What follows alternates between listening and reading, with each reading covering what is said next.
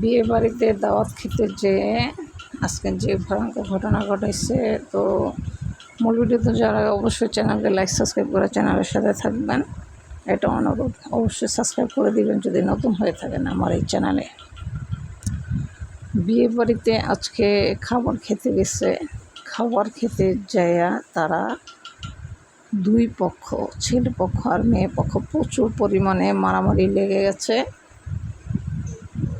মানে যৌতুকের কারণে। বিয়ের সময় নাকি কথা ছিল 5 লাখ টাকা দিবে, একটা হুন্ডা দিবে, এটা গায়ে হলুদের দিনে পাঠিয়ে দিবে। তবে গায়ে হলুদের দিন এগুলো যায় নাই ছেলের বাড়ি, তো বিয়ের দিন সরাসরি তারা আসছে বিয়ে করানোর জন্য, ভাবছে বিয়ের দিনও দিবে এগুলো।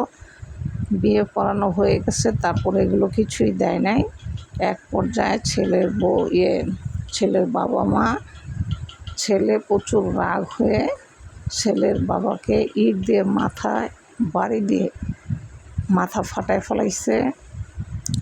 তারপরে মেয়ের মাকে ছেলের বাবা বা জামাইয়েরা সবাই ধরে মারছে।